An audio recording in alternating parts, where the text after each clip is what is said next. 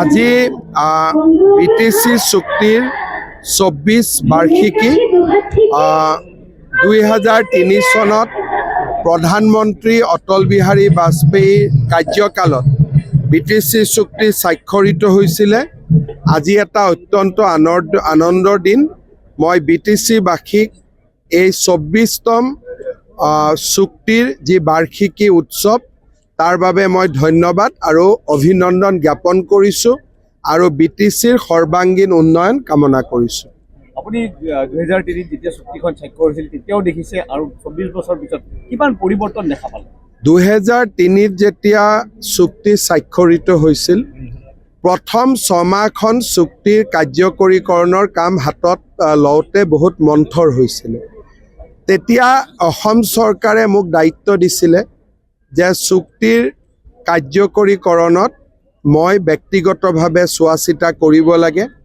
সেই সময়ত মই কোকৰাঝাৰত প্ৰায় প্ৰতি ১৫ দিনৰ মূৰে মূৰে আহিছিলোঁ আৰু আমি ষ্টেট গভৰ্ণমেণ্টৰ ডিপাৰ্টমেণ্টসমূহ সম্পূৰ্ণৰূপে প্ৰথম যিদিনাখন ২০০৪ 10 ফেব্ৰুৱাৰীত চুক্তিৰ প্ৰথম দিৱস উদযাপন হৈছিল তাৰ আগতে আমি হস্তান্তৰ কৰিছিলোঁ।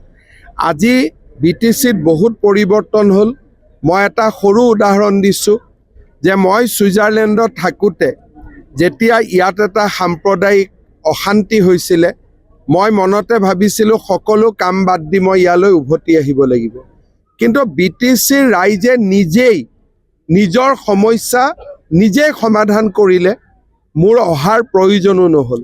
তাৰমানে আজি বিটিসিৰ চুক্তি স্বাক্ষৰৰ ২৪ বছৰ পিছত বিটিসিৰ ৰাইজৰ মাজত একতা, সম্প্ৰীতি আৰু শক্তি ইমানেই বাঢ়িছে যে ৰাজ্য চৰকাৰৰ সহায় নোহোৱাকৈও এতিয়া বিটিসিবাসীয়ে নিজৰ সমস্যা নিজে সমাধান কৰিব পাৰে।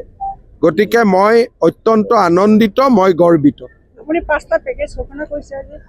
বিটিসিৰ ইলেকশ্যনৰ সময়ত যদিও বিজেপিয়ে বহুত ভাল ফল দেখুৱাব পৰা নাছিলে, মই বহুতবোৰ প্ৰতিশ্ৰুতি দিছিলোঁ।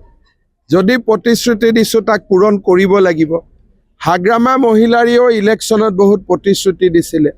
আমাৰ প্ৰতিশ্ৰুতিবোৰ যাতে আমি বাস্তৱত পৰিণত কৰিব পাৰোঁ, ৰাস্তা ঘাট নিৰ্মাণ, দলং নিৰ্মাণৰ বাবে আমি ১,০০০ কোটি টকাৰ এটা পেকেজ দিম। ১৫,০০০ ল'ৰা ছোৱালীক আমি ২ লাখ টকাৰে আত্মসংস্থাপনৰ সুবিধা দিম। চেন্নাইত এটা বড়োলেণ্ড ভৱন নিৰ্মাণৰ বাবে আমি পুঁজি দিম আৰু বিহু, ঝুমুৰ, বাগৰুম্বা তিনিওটাকে আমি নতুন দিল্লীলৈ লৈ যাম, যাতে ৰাষ্ট্ৰীয় প্ৰেক্ষাপটতো অসমৰ সংস্কৃতি জিলিকি উঠিব পাৰে। আপুনি বিচৰা বাতৰি পাব কেৱল নিউজ 18 এপত। নিউজ 18 এপ ডাউনলোড কৰিবলৈ স্কেন কৰক এই QR কোড। গুগল প্লে ষ্টৰতো পাব এই নিউজ 18 এপ।